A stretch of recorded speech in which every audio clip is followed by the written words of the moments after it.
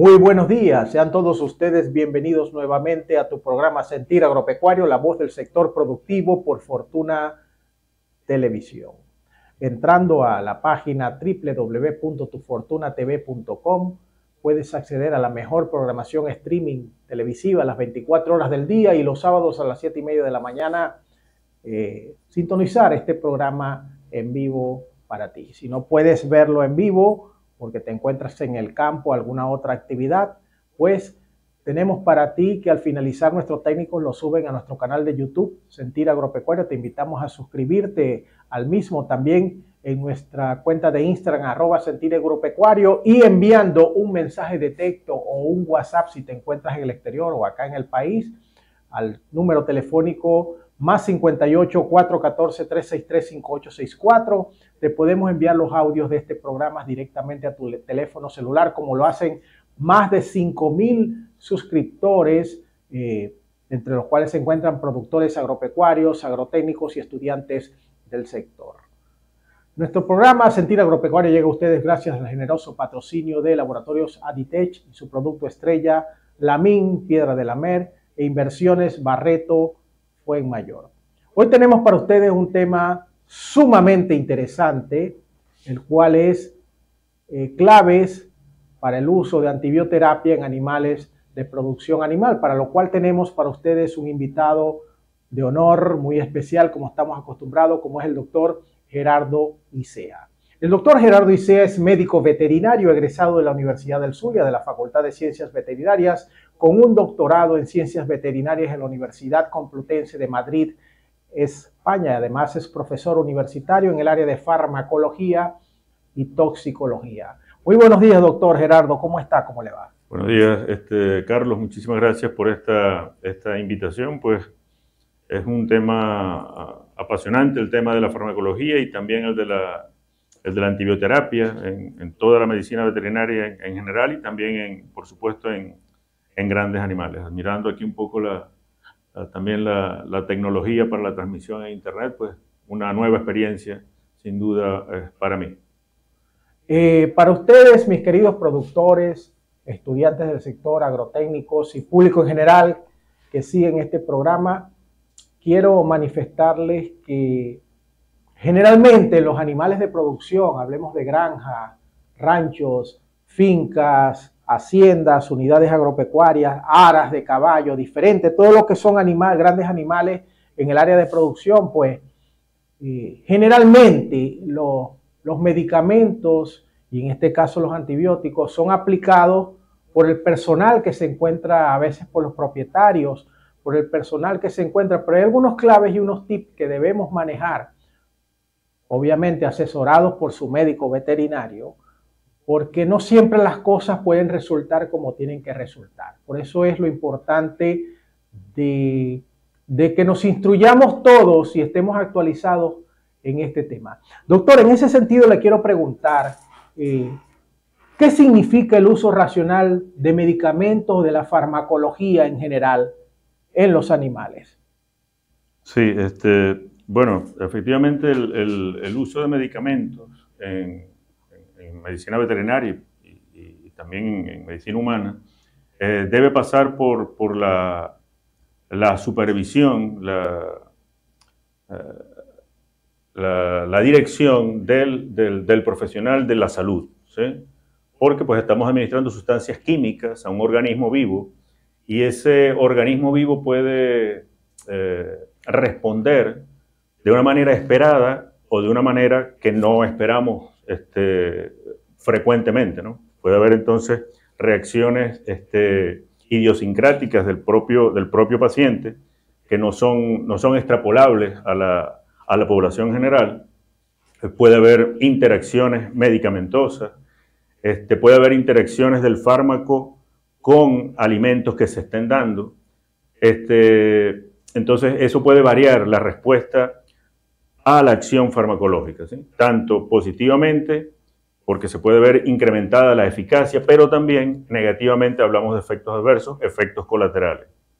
Ahora, particularmente en la antibioterapia, el uso racional de los antibióticos, de los antibacterianos, busca maximizar la eficiencia de esta sustancia para hacer frente a la infección bacteriana.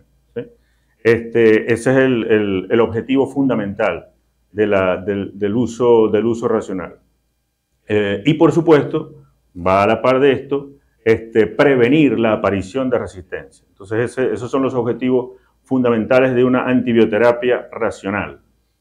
Maximizar la eficiencia del antibacteriano y prevenir la aparición de resistencia. Doctor, aquí tenemos tres elementos clave, por lo que usted acaba de decir en tan brillante introducción.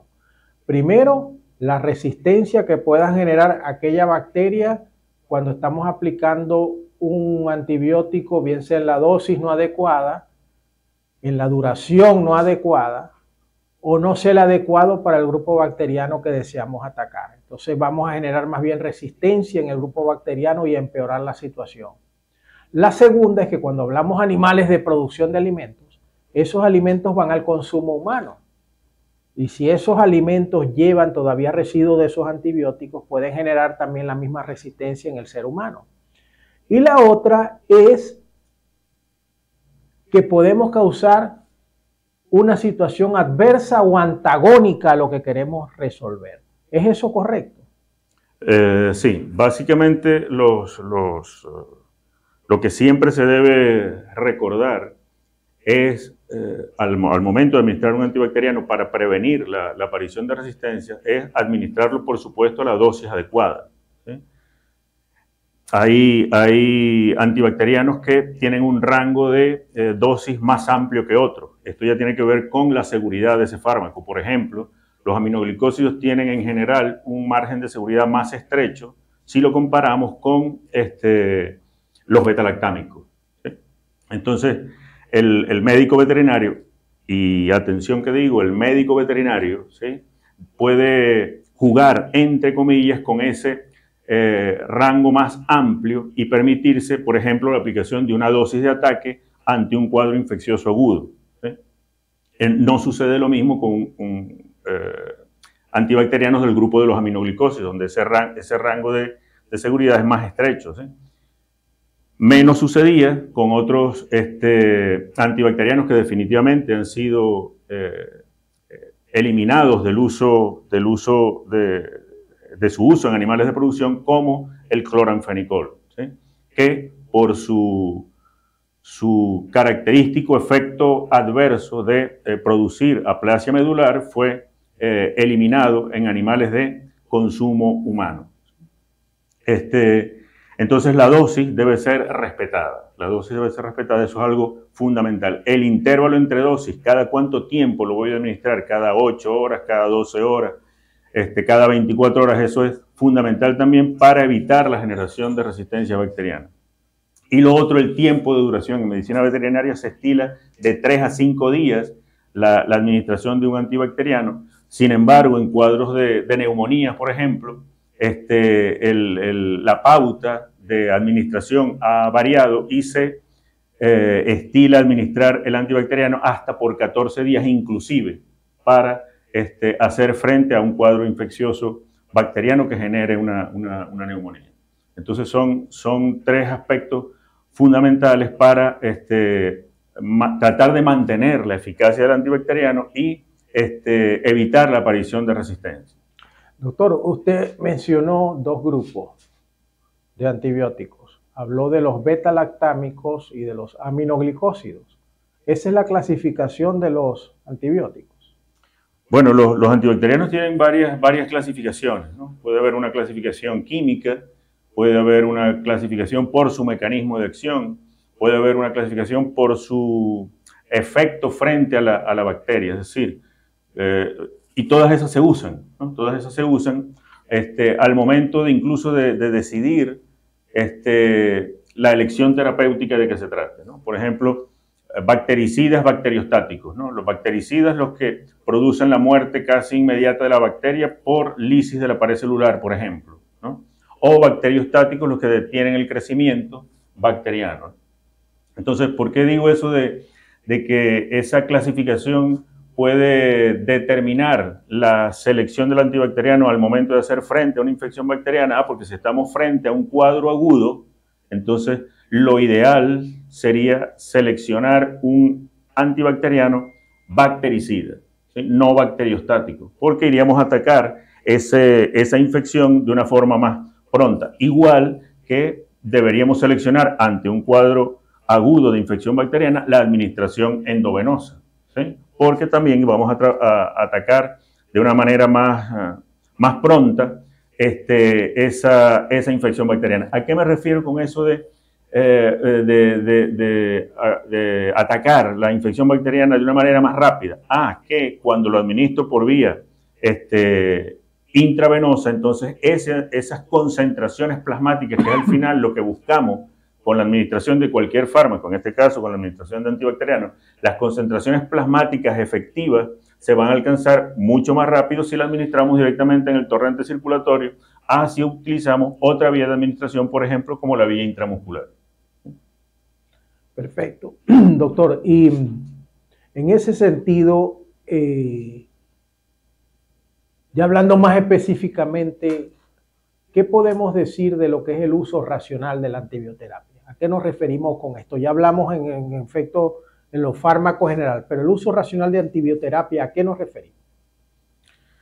Bueno, el uso racional de los antibacterianos puede ser un concepto muy sencillo, ¿sí? Como lo mencioné al principio, ¿no? Maximizar la eficacia del tratamiento antibiótico,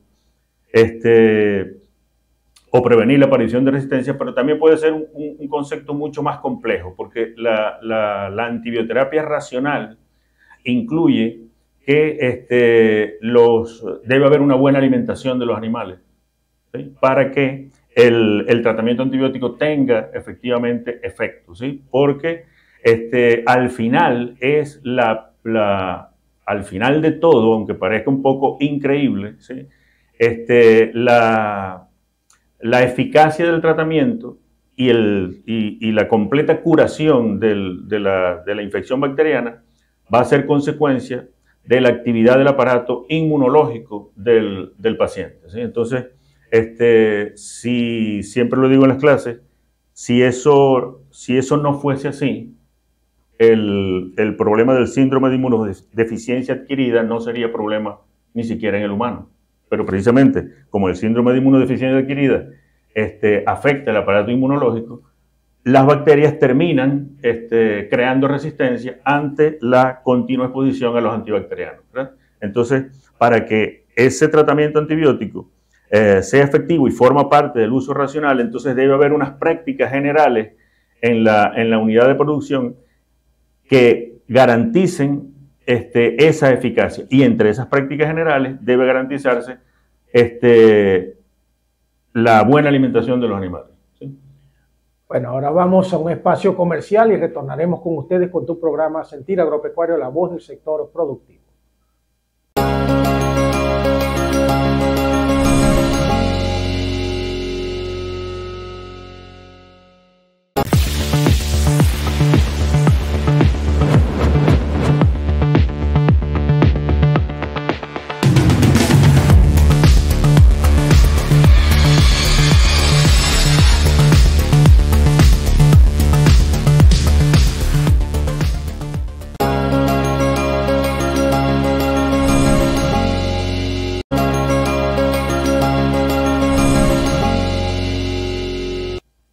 Continuamos con tu programa Sentir Agropecuario, la voz del sector productivo por Fortuna Televisión.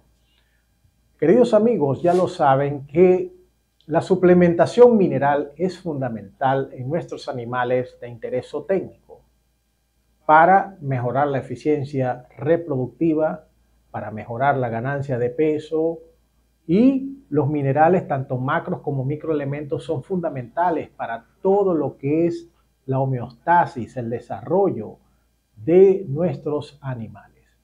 Sabemos que ante las circunstancias adversas económicas que pueda padecer cualquier unidad de producción, lo primero que se sacrifica es la suplementación mineral. Craso error. Sin embargo, Laboratorios Aditech con su piedra Lamin, su producto, perdón, Lamin Piedra de Lamer, es un producto que no solo te va a suplir las necesidades minerales en macro y microelementos a tus animales, equino, sea bovino o entre bovino, ganado vacuno o bufalino, pequeños rumiantes, ovinos y caprinos, sino que también tiene adicionado probióticos, que son fundamentales para la prevención de las enfermedades de nuestros animales y el desarrollo de los mismos, ¿no?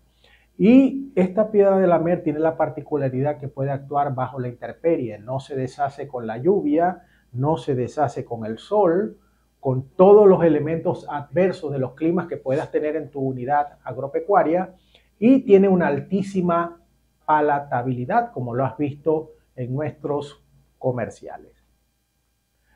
Siguiendo adelante con este importante tema, doctor Gerardo Isea, en nuestra experiencia profesional en ejercicio de la medicina veterinaria en el campo y con muchos agrotécnicos, ingenieros agrónomos, zootecnistas, ingenieros de la producción animal, etcétera, productores, ya se está observando altamente en nuestro medio resistencia a algunos antibióticos, enfermedades que antes cedían con determinados fármacos, llamemos antibióticos, como las oxitetraciclinas, ya no ceden.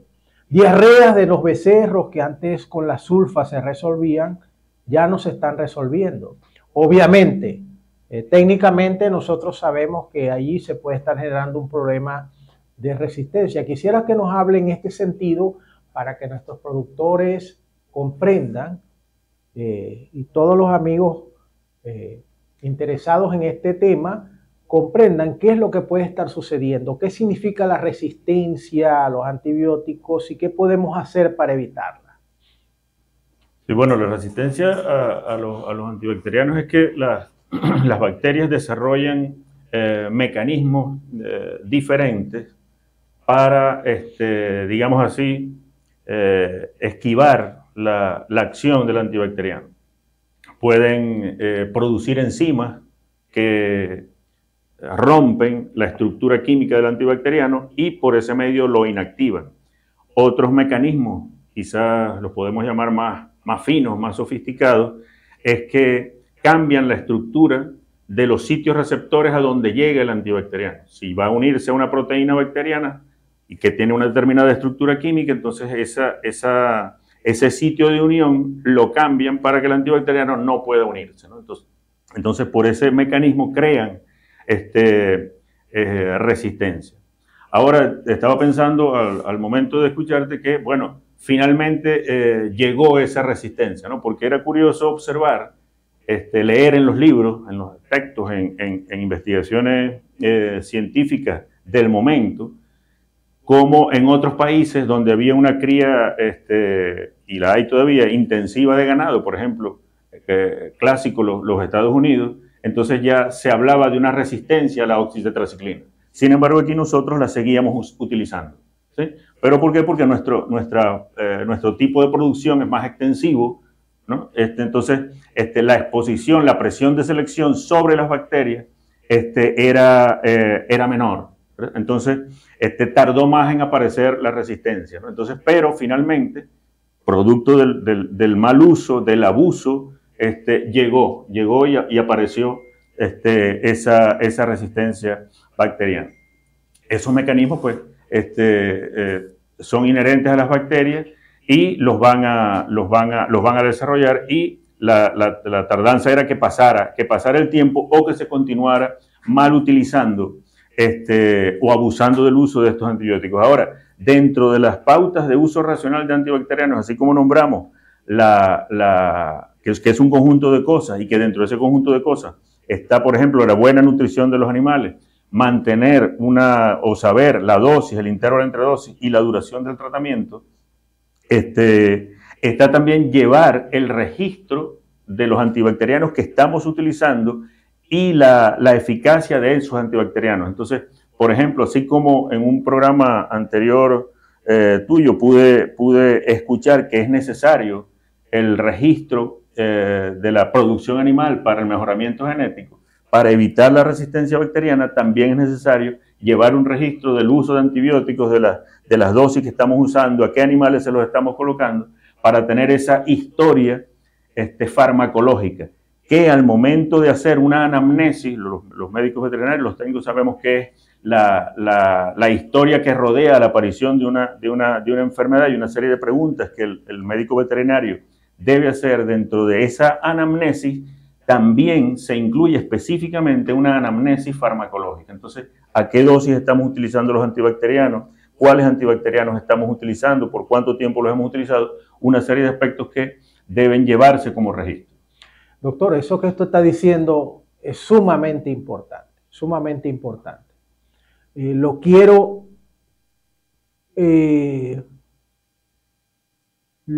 precisar para ustedes, queridos televidentes. Miren, así como se llevan los animales de producción de alimentos, cualquier especie, hablemos del caso de ganado bovino, sea vacuno o bufalino, la producción de leche, el peso al nacer, el peso al destete, los intervalos entre partos, los servicios por concepción sin inseminación, etc.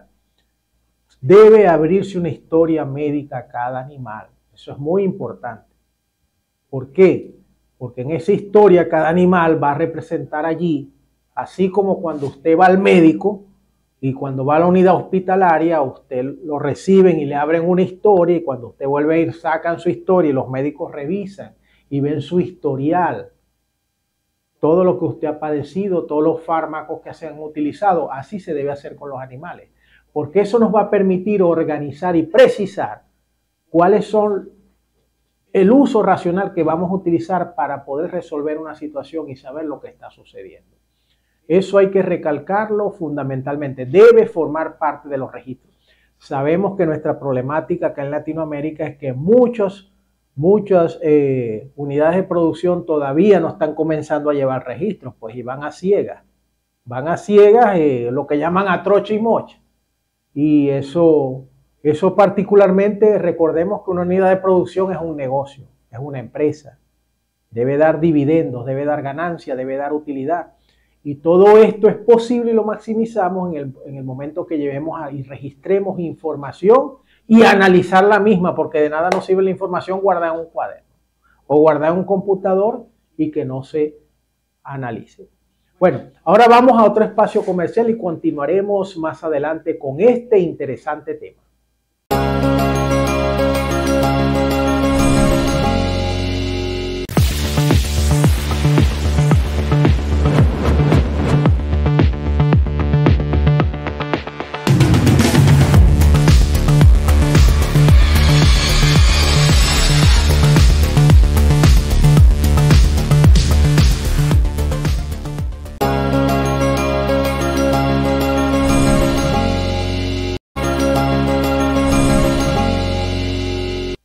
Seguimos adelante con tu programa Sentir Agropecuario, la voz del sector productivo por Fortuna Televisión. Nuestro programa sale gracias al patrocinio de Laboratorios Aditech y su producto estrella Lamin, la piedra de lamer. Seguimos con el doctor Gerardo Isea con este tema sumamente interesante y que debemos todos prestar atención. Doctor, en la experiencia de campo de muchos colegas y algunos productores, pues, ante estos problemas, cuando a veces una infección no cede o está causando estragos a varios animales, se habla mucho de unir dos antibióticos. Cuando hablamos, por ejemplo, de penicilina más gentamicina, sabemos que a nivel farmacológico, a nivel técnico, estamos uniendo un antibiótico aminoglicósido con un antibiótico beta-lactámico. ¿Qué nos puede decir al respecto? Bueno, cuando se hace esa unión de antibacterianos, se buscan, por supuesto, acciones sinérgicas, ¿no? Es decir, sumar, que es una acción sinérgica. Si lo cuantificamos, ¿no? Ese efecto final en una acción sinérgica debería ser mucho mayor a los efectos individuales. Eso es una acción sinérgica en farmacología. Técnicamente se llama así. Hay acciones sinérgicas y hay acciones antagónicas, ¿no? El sinergismo, por supuesto, siempre se ha buscado en farmacología como medio de eso, de aumentar la eficacia de los tratamientos antibacterianos, que es el tema que nos ocupa hoy. Y por eso existe la asociación clásica de amoxicilina más ácido clavulánico o ampicilina más sulbactam, ¿no? Uno tiene efecto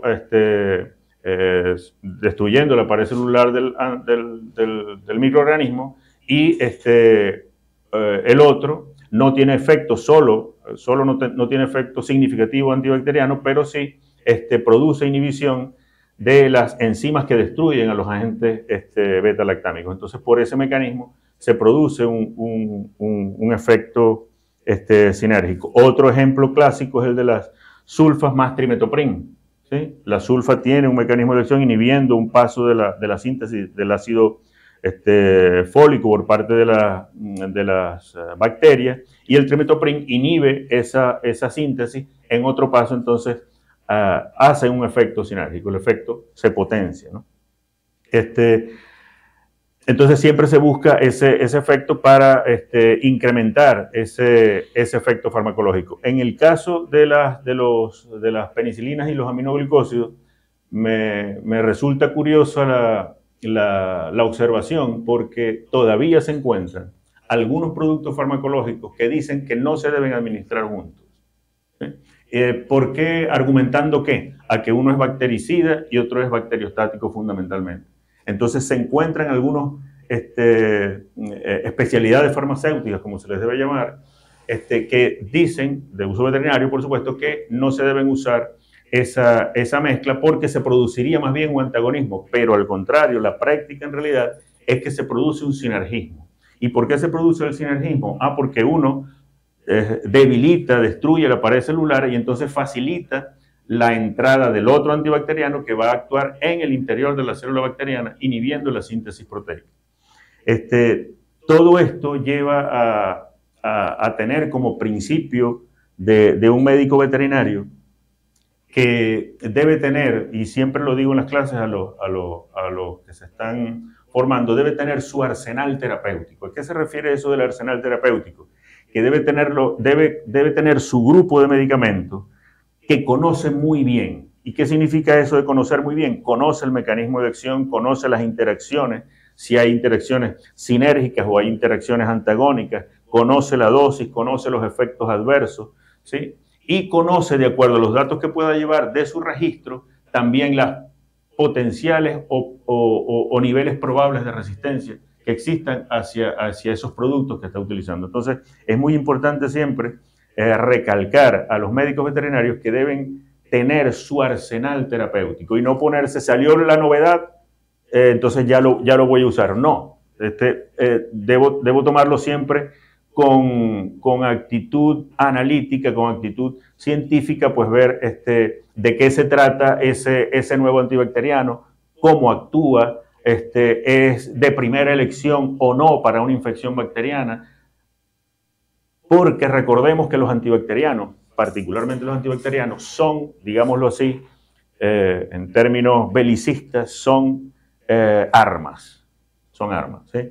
Si nosotros nos vamos a la última, a la más novedosa, a la más potente, pues pudiéramos tener éxito. Pero si no tenemos éxito con la más potente, entonces con las otras, que son menos potentes, es muy probable que no tengamos ese éxito. Entonces ahí viene una falla en el abordaje terapéutico. Entonces el abordaje terapéutico implica que debo ir racionalmente, precisamente, desde el arma inicial, desde la más débil, ¿sí? Hasta llegar luego a la más potente. Pero no debo ir primero a la más fuerte y descartar las más débiles, ¿sí? Entre comillas, ¿no? Eso es correcto, doctor. Y en ese sentido, en producción animal, que es muy importante la preñez, para que lo que nos garantiza en una unidad de producción, que es un negocio, es los nacimientos, el reemplazo. Hay algunos antibióticos que son teratogénicos, es decir, que no debemos utilizar en hembras en gestación. Todo medicamento debe limitarse en el uso de gestación. Recordemos que muchos medicamentos traen la famosa advertencia de en el caso de los humanos, no se administre durante el embarazo cuando se sospeche su existencia, porque su inocuidad sobre el feto no ha sido comprobada, ¿sí? Entonces, en muchos casos, esos estudios de teratogénesis llevan muchas generaciones, requieren muchos estudios clínicos, y los laboratorios hacen esa advertencia para precisamente limitar, llamar la atención al profesional de la salud y al público en general para que no se utilicen esos medicamentos. Ahora, sí hay los que tienen más o menos comprobada esa acción teratógena. Muchas fluoroquinolonas tienen esa precaución más que otras, porque precisamente su mecanismo de acción es interferir con nada menos que con el enrollamiento y el superenrollamiento del ADN. Entonces, aunque hay sitios de receptores bacterianos, ¿no? Y los mamíferos estamos a salvo de esa acción, celular, no debemos descartar esa posibilidad. Entonces, siempre por delante la medicina preventiva en todo caso, ¿no? Excelente. Doctor, y casualmente, hace unos días una estudiante de medicina veterinaria me escribió con una oveja de su rebaño, de su pequeño rebaño, y me pasó un video, y obviamente el animalito tenía problemas nerviosos. Su cuadro era totalmente nervioso, y bueno, pues con la anamnesis llegamos a la conclusión de que se trataba de un problema de meningitis. Meningitis, una inflamación de la membrana que rodea el cerebro. Y me pasó todo el tratamiento de antibióticos que le había puesto. Y me decía, profesor, esto no responde. Obviamente yo detecté que los antibióticos que había utilizado, ninguno pasa la barrera hematoencefálica. Quiero aprovechar su presencia y su sapiencia para que nos expliquen el idioma más coloquial posible, que es la barrera hematoencefálica. Los veterinarios la manejamos, y lo que quiere decir en criollo es que no todos los antibióticos llegan al cerebro. ¿Y cuáles son los que pueden llegar al cerebro? Sí, bueno, la barrera hematoencefálica pues está precisamente para proteger al sistema nervioso, sobre todo de sustancias tóxicas que puedan alterar ese funcionamiento del sistema nervioso y entonces, por ejemplo, causar crisis convulsivas, ¿no? Ahora, dentro de los antibacterianos que son capaces de atravesar esa barrera hematoencefálica, ¿y por qué son básicamente capaces de atravesar esa barrera hematoencefálica? Por un concepto que se conoce en farmacocinética, una parte de la farmacología, ¿sí?, que estudia la absorción, la distribución, el metabolismo y la eliminación de fármacos.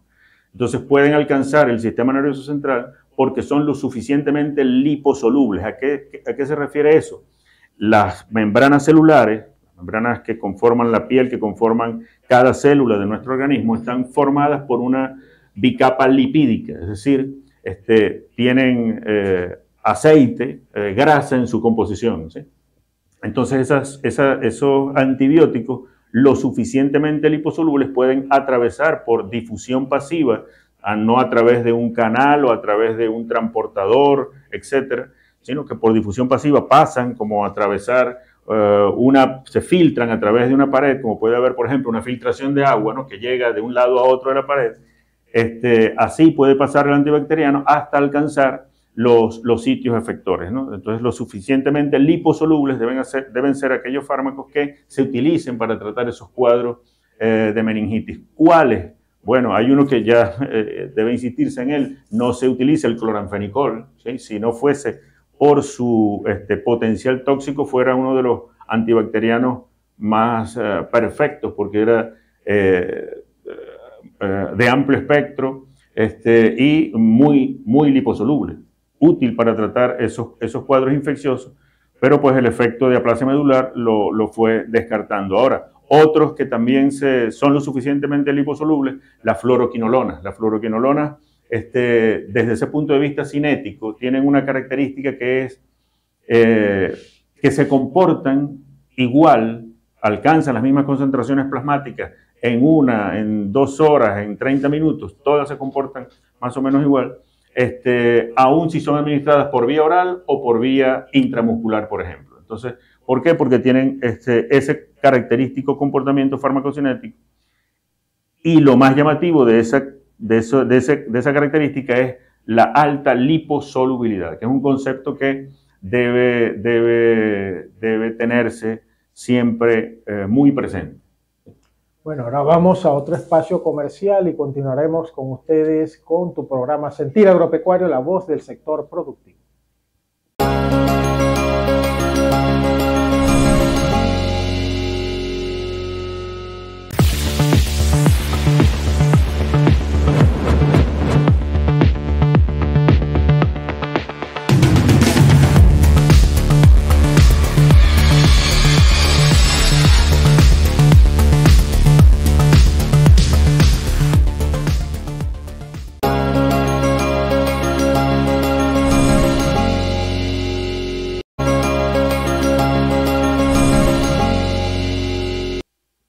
Continuamos con tu programa Sentir Agropecuario, la voz del sector productivo por Fortuna Televisión. Recuerda que al finalizar este programa será subido por nuestros técnicos a nuestro canal de YouTube Sentir Agropecuario. También, como lo hacen más de 5,000 personas a nivel nacional e internacional, si envías un mensaje a nuestro teléfono más 58 414 363 5864, puedes recibir los audios de este programa en tu WhatsApp para que lo escuches donde te encuentres el día que lo desees. Te invitamos también a entrar en nuestra cuenta de Instagram, Sentir Agropecuario. Y este programa ha llegado a ustedes gracias al generoso patrocinio de Laboratorios Aditech y su producto estrella, la Min Piedra de la Mera. Un producto fundamental, esencial, el cual les recomendamos para suplir de minerales con macro, microelementos, sal y probióticos a tus animales, aditivos que son fundamentales para la producción animal. Doctor, ya casi finalizando nuestro programa, quisiera retomar lo que comenzamos en la introducción, profundizarlo un poquito más para crear conciencia.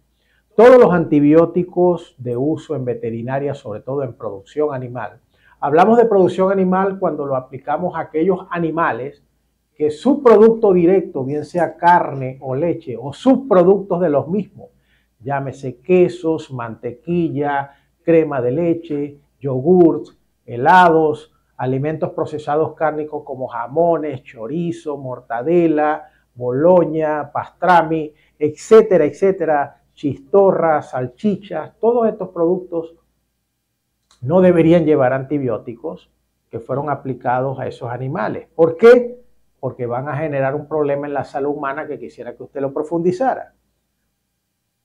¿Qué nos puede explicar de la importancia del retiro de los antibióticos? O es decir, llevar al sacrificio los productos de los animales o sus subproductos al consumo humano, cumpliendo las regulaciones que indican cada fármaco, cada antibiótico en este caso.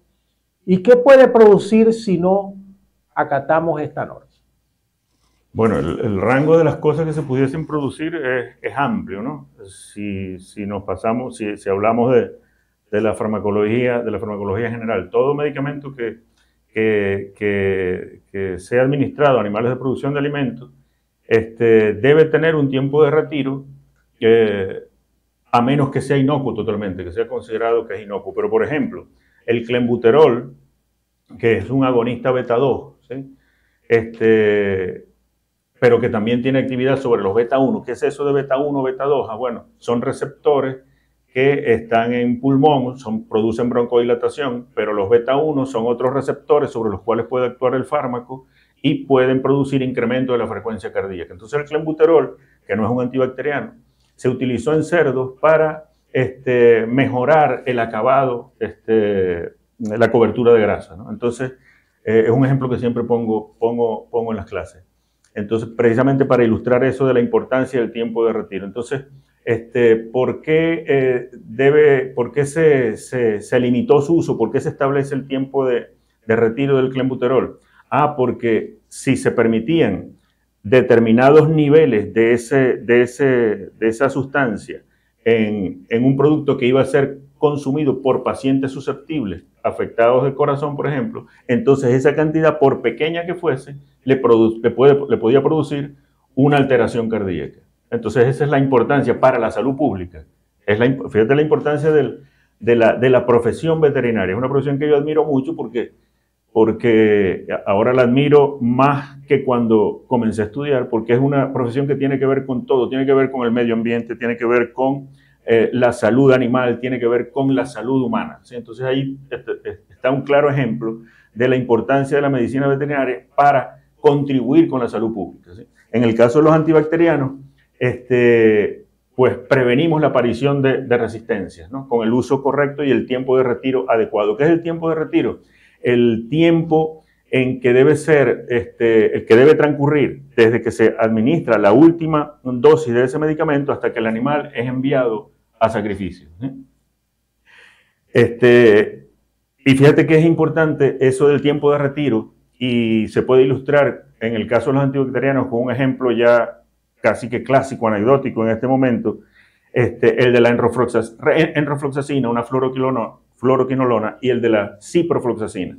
La enrofloxacina fue un antibacteriano que surgió como uso exclusivo para medicina veterinaria, ¿sí? ¿Para qué? Porque la vamos a usar solamente en animales, no va a ser utilizada en medicina humana y por lo tanto no va a haber resistencia, ¿sí? Y por eso es que se debe hacer hincapié a quienes enseñamos a los futuros profesionales de la medicina veterinaria en el sentido analítico que siempre deben tener de las cosas, analizar los conceptos, ¿no? Y más allá de aprendérselo de memoria, ¿verdad? Entonces, la enrofloxacina fue sacada con ese objetivo. No va a haber resistencia a fluoroquinolona, a ciprofloxacina, porque se está usando una fluoroquinolona en medicina veterinaria, la enrofloxacina. Entonces, pero lo que no contaban los investigadores era que el animal en el hígado transforma la enrofloxacina a ciprofloxacina. Entonces, había resistencia a ciprofloxacina por el uso de enrofloxacina en animales. Entonces, también había que establecer el tiempo de retiro para la enrofloxacina igualito. Entonces, es la importancia de los conceptos y de analizar todas esas cosas. Y bueno, y ahí no me dejo de maravillar de lo complejo, y por eso quizás es muy bonita la ciencia veterinaria, porque tiene que manejar todos esos conceptos de nutrición, conceptos de inmunología, conceptos de bioquímica. ¿Para qué? Para al final ir ante un productor y decirle, mire, debe haber uso racional de antibacterianos, que puede ser un concepto muy simple, pero puede ser un concepto muy complejo. Bueno, excelente, doctor. Muchísimas gracias por la invitación. Espero les haya sido útil este interesante tema. Queda cordialmente invitado en el futuro para que tratemos el tema de la toxicología, que es otro mundo interesantísimo, otro de farmacología. Hay que actualizarle, y otros puntos de farmacología, como son los anestésicos, como son los productos que antagonizan, que no deben usarse mezclados porque producimos, en vez de resolver, producir un problema mayor. Y haciendo énfasis, pues, lo que es el mundo de la toxicología, que es un mundo bastante interesante y que genera muchos cuadros. Las plantas tóxicas es muy amplio, genera muchos problemas. Muy pertinente a nuestro medio. Sí, a nuestro medio, muchos problemas. Bueno, este fue el doctor Gerardo Isea, profesor universitario en el área de farmacología y toxicología, con un doctorado en ciencias veterinarias en la Universidad Complutense de Madrid, España, médico veterinario, egresado de la Facultad de Ciencias Veterinarias de la Universidad del Zulia, y tu programa Sentir Agropecuario llegó a ustedes gracias al generoso patrocinio de Laboratorios Aditech, compañía anónima, y su producto estrella Lamín, Piedra de la Mer, e Inversiones Barreto Fue Mayor. Nos escuchamos y nos vemos la semana entrante, si Dios lo permite.